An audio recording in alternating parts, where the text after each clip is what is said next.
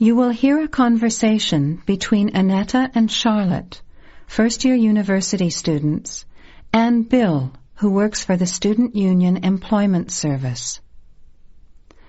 First, you have some time to look at questions 1 to 5.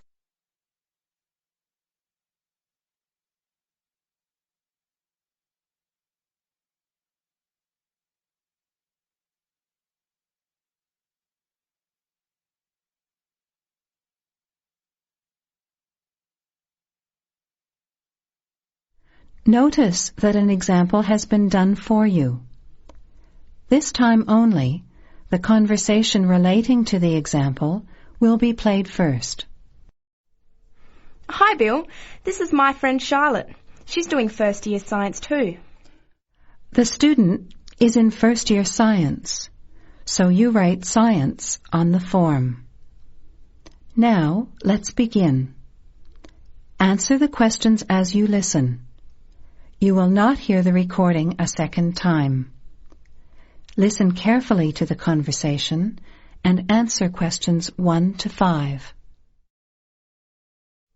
Hi, Bill. This is my friend Charlotte. She's doing first-year science too. Pleased to meet you, Charlotte. Annetta told me you want some part-time work. Now, I just have to complete your details on the computer. What's your surname? Johnston. With an E? Yes. JohnstonE. I know that you live in the Heathfield Street student residence, but I can't remember the street number there. It's 126. 126. Good. And the phone number?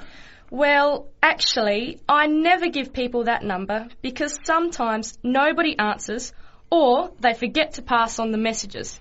So, I bought a mobile phone yesterday, but I can't remember the number.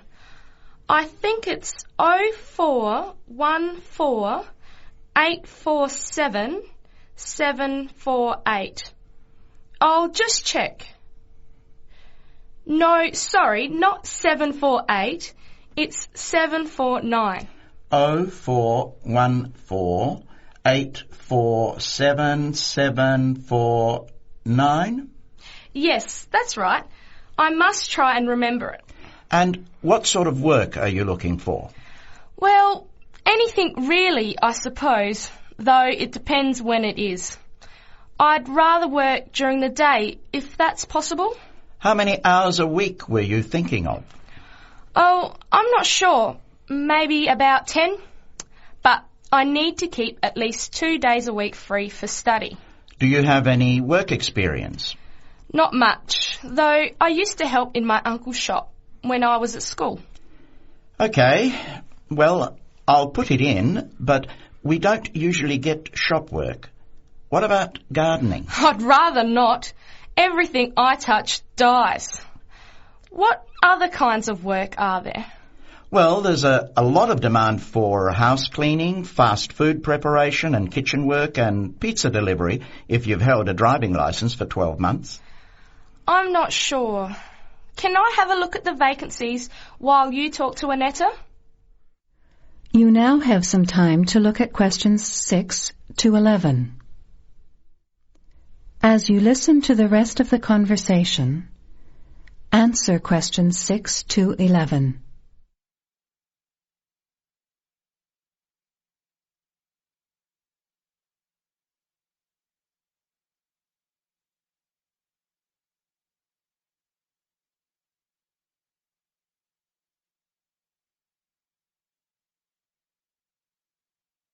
Bill, I'd like to change my job. You're at the Hamburger Express on the High Street, aren't you? What's the problem? Well, I never know what hours I'm going to work. I start at 7 p.m. and I'm supposed to finish at 11 p.m, but sometimes they keep me until 2 or 3 a.m. Yes, that is a bit late if you have to make a 9 a.m. lecture the next day. And the other thing is the pay. They're supposed to pay me on Thursdays, but they never pay me on the correct day, often not until Friday or Saturday. A few weeks ago, I had to wait until Sunday. They said their son was sick, so they couldn't get to the bank, but they're always making excuses. Yes, that doesn't sound too good. Would you be interested in pizza delivery? You need to have a driving licence. Yes, I've got a licence, but I think I'd like to change from working in the evening. Are there any day jobs available? Well, as I told Charlotte, there are several cleaning and gardening vacancies. And this childcare job that just came in this morning. Do you like children? Yes, I do, actually. What's the job? Let's have a look. Collect the boy aged 4 from kindergarten at 3 p.m. Pick up the other 2 girls who are aged 6 and 9 from the primary school at 3:15. You take them home and look after them. The parents will be home by 7. That sounds quite good. What about the pay? It's the same as you're earning now, 4 hours a day, Monday to Friday, so 20 hours a week. You need to contact Mrs. Alicia Thompson. Her phone number is 91045629, and she lives in Springfield. I've never been to Springfield. I hope I don't get lost. Don't worry. It sounds quite straightforward. Let's have a look at the street directory. The Thompsons live here in Tulip Street, number 252. So you catch the 631 bus, get off here next to the post office in Daisy Terrace. Walk past the post office to the corner, and on the opposite corner is the kindergarten. Then walk down Daffodil Place and cross over to the primary school. Then keep going down Daffodil Place to the corner and turn right into Tulip Street. That is the end of section 1. You have half a minute to check your answers.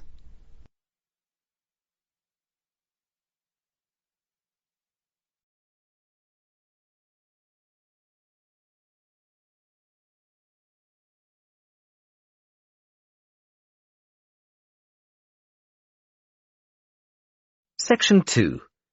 You will hear a talk by a tour guide. First, you will have some time to look at questions 11 to 17. Now listen carefully and answer questions 11 to 17. Welcome to San Fernando City Tours. I'm Mark, your tour guide. We have a lot to see in 3 hours, so make sure you're comfortable. We'll be traveling into the historical district first, and then into the town center. After that, it's out to the harbor, and we'll finish up at the lighthouse, just past the harbor. That will take us up to midday, and after that, you're free to do what you want.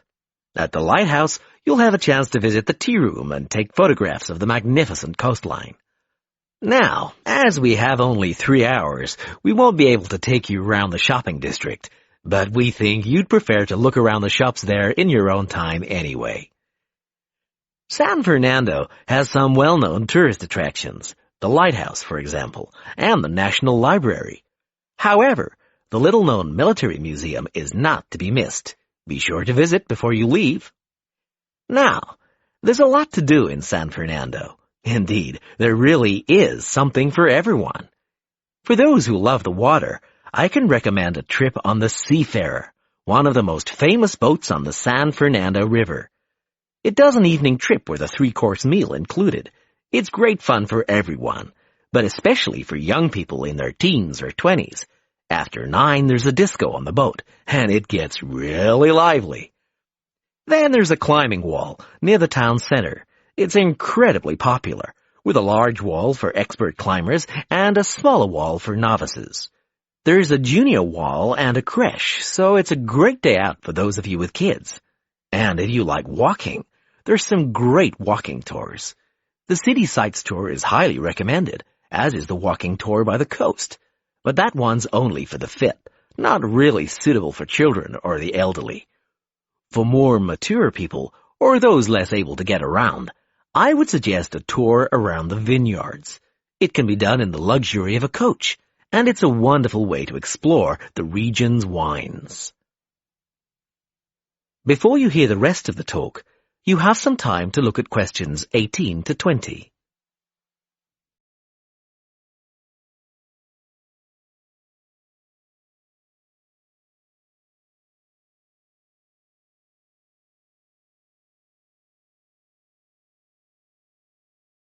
Now listen and answer questions 18 to 20. Naturally, there's a charge for all these attractions, but you can get 15% off if you have an Explorer pass. If you don't have a pass but would like one, the driver here has application forms. Just ask him for one and fill it out while on the tour. Then you hand it into the tour office. Normally, it costs $10, but this year it's just $7. When you hand it in, you'll get your picture taken for the card on the spot, and then your card is ready to use. Remember to show it whenever you pay for anything. The discounts apply not just to tourist attractions, but some bars and restaurants. Basically, everywhere you see a red Explorer symbol. Ah, we're coming up to the historical district now. If you'd like to look at That is the end of section 2. You now have half a minute to check your answers.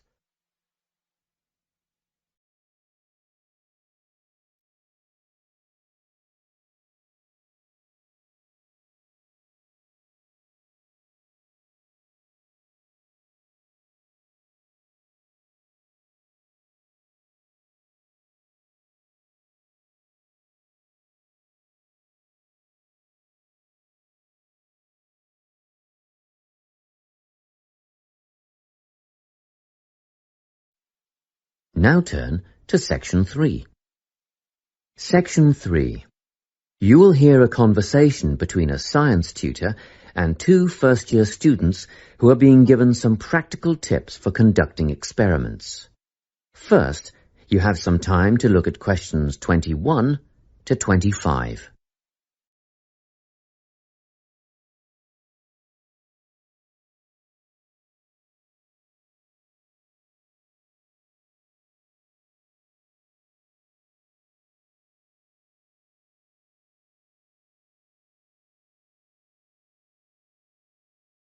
Listen carefully and answer questions 21 to 25.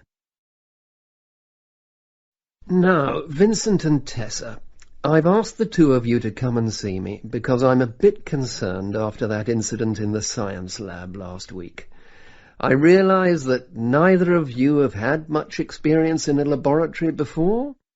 Well, we mostly just studied theory at high school. And we rarely got the opportunity to carry out any experiments. Fair enough, but we must all abide by certain safety procedures.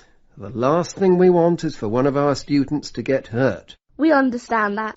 Our priority is to make sure that the chemistry laboratory is a safe place, and actually, accidents can easily be prevented if you just think about what you're doing at all times. It sounds simple enough. It is if you always use good judgment, observe safety rules, and follow directions. We've read the rules on the poster inside the lab. And yet last week you were seen working in the lab without eye protection. What do you mean? I was wearing my glasses. Prescription glasses are not safety glasses. You must always wear the goggles provided. You'll find they fit quite comfortably over your ordinary glasses. Oh, I see. Just make a habit of putting them on before you start, and keep them on until you are finished. And another thing, never eat or drink while in the laboratory. What? Not even water?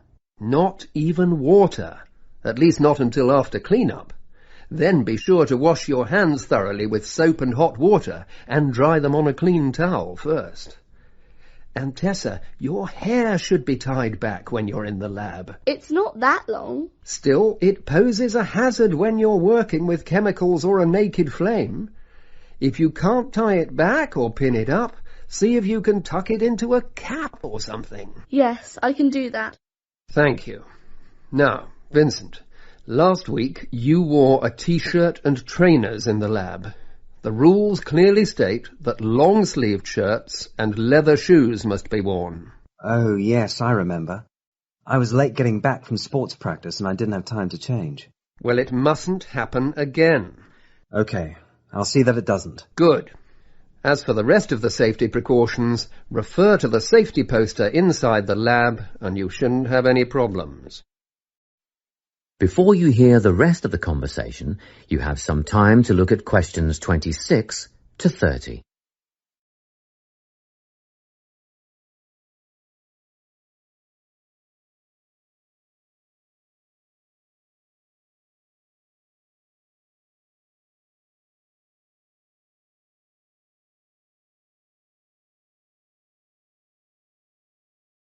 Now listen and answer questions 26 to 30.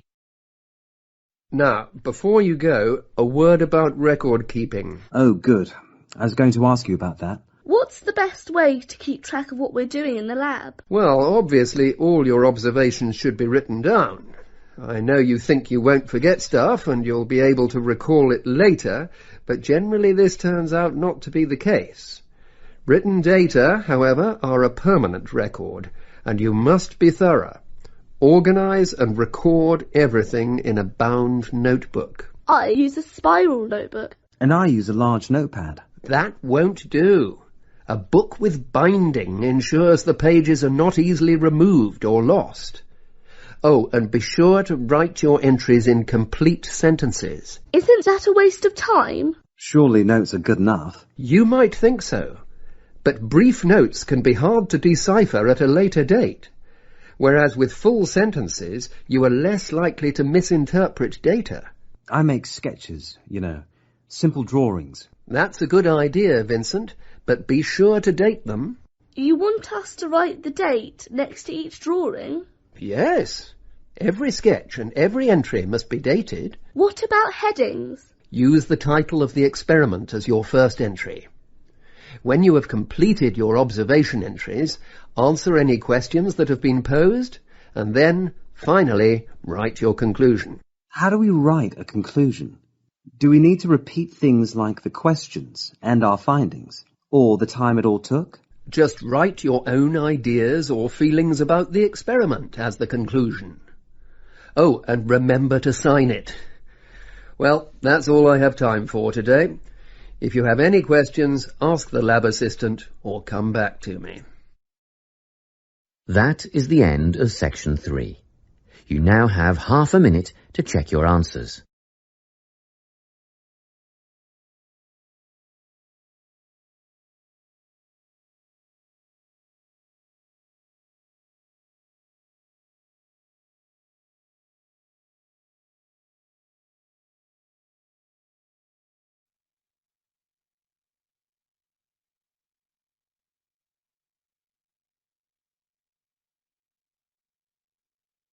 Now turn to section 4.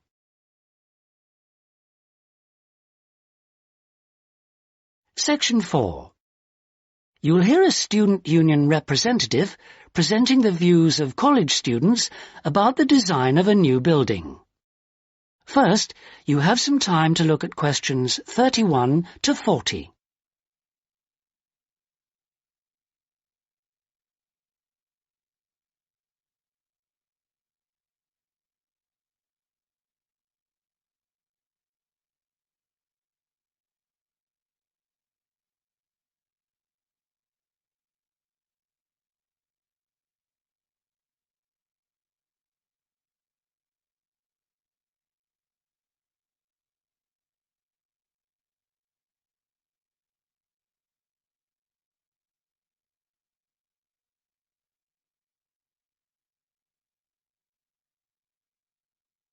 Now listen carefully and answer questions 31 to 40. We're very grateful that the committee has agreed that a representative for the Students' Union can present students' suggestions about the design for the proposed new union building. We appreciate that some of our ideas may not be feasible in the circumstances, but we do feel that it is important that the ultimate beneficiaries of the facilities should have some say in its design. If I could start by briefly explaining what steps were taken to find out student opinion and how we have arrived at conclusions. Firstly, a meeting was held in the current union for our SU committee to explain the options. Then we invited all students to submit written suggestions for the design, placing cards in a suggestion box. These suggestions then provided the basis for the design of a questionnaire which was completed by approximately 2,000 of the college students over a period of 3 weeks. Finally, the SU committee collated the results and drew up a report. If I can just hand around a copy of that report. This presentation is essentially a summary and discussion of the key points of this report. So, in broad terms, the consensus was as follows. Firstly, regarding the crucial matter of the site, we presented the 3 options that you have proposed. 1, in the city centre near the Faculty of Education. 2, on the outskirts of the city near the park. And 3, out of town near the halls of residence. We asked students to cite reasons for and against these sites, and there was remarkable agreement on all 3. Site 1 was unpopular because of traffic and parking problems. Site 2 had a number of supporters, mainly because it was close to most lecture rooms, and Site 3, out of town near the halls of residence, was clearly the most popular because of access from living quarters. It was clear that the union was mainly to be used after lectures. It was also felt that the larger site would allow more room for a choice of facilities.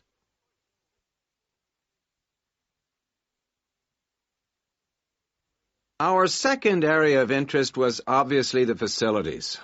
There was minimal interest in having a library on the premises, but one option seemed to be a reading room instead, more useful. We would like the current table games room to be replaced with a small gym, and if possible, a small swimming pool. Not, of course, Olympic-sized. There was a large number of respondents in favor of a travel agents and insurance center. We also request that there be the offices of the Student Counseling Center, moving this from the refectory. There was, however, much disagreement about whether to build a drama theater. Just over 40% of the respondents were in favor, but a largish minority were strongly against it, claiming that it is elitist and a waste of funds. Essentially, the jury is out on that. Finally, given the number of unfortunate incidents in the current union over the past few months, a strong point was repeatedly made about security. The recommendations would be at least video surveillance and security personnel who would check student union cards on request. We doubt if it would be feasible to have a check at reception of all people coming in. Well, this is the summary of the views of the student population. As I say, fuller details are given in our report, but I'm happy to take any questions if you have them. That is the end of section 4. You now have half a minute to check your answers.